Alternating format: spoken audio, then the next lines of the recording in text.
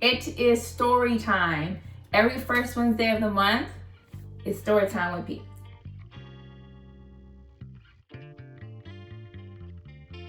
So to give you guys background, December 2019, earlier that year, I just had finished paying off in September of 2019 all my student loans to like government, any loans that I had to whoever I owed, right?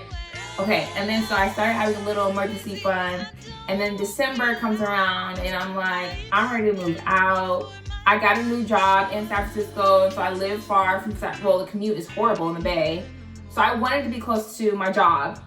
And so I decided to move out into an apartment. Of course, my family, friends, everybody told me you're doing too much, you slow down, you can just stack heck of money.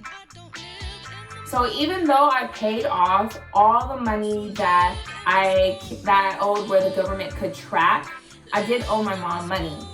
So another thing was my mom in my ear telling me, don't move out, you can pay me off faster if you stay here, and then you can just go buy a home if you stay, just don't move out, that's dumb, right? But knowing me, Priscilla, I'm stubborn, I gotta do my own journey, right?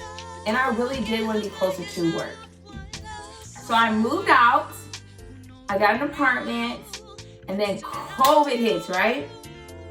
Right?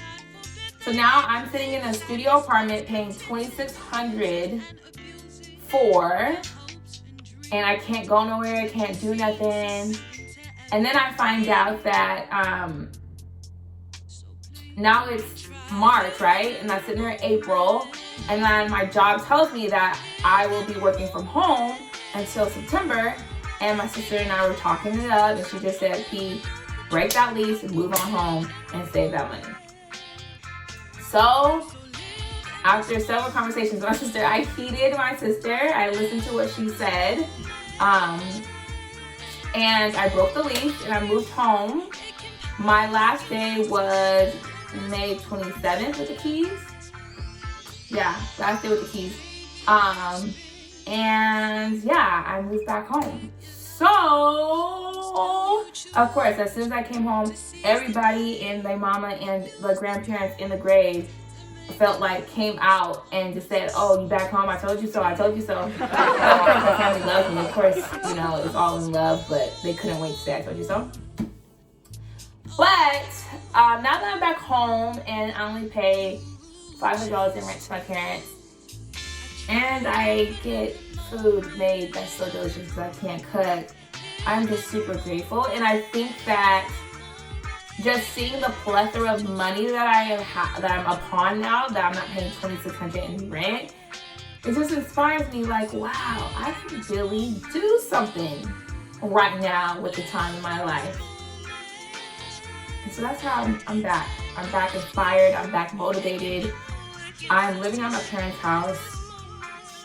$2,000 pretty much back in my pocket, and I got some stuff that I need to do, can do, and want to do, so why not embark on it and do it? And that's how we're here today. So I hope and I pray that you guys have fun and learn and grow with me on my journey. Feel free to write me. Let me know what you're doing, how it works for you.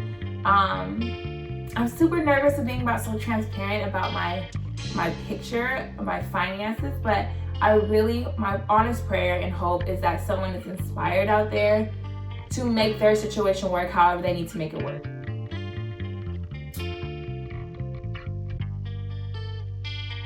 And if you made it to the end of this video, do me a favor and drop a money bag in the comments just so I can see who made it to the end. I appreciate y'all riding this wave with me. I think it's gonna be so much fun. I think it is. So I will see you next Wednesday, and let's get this money up the best way we know how.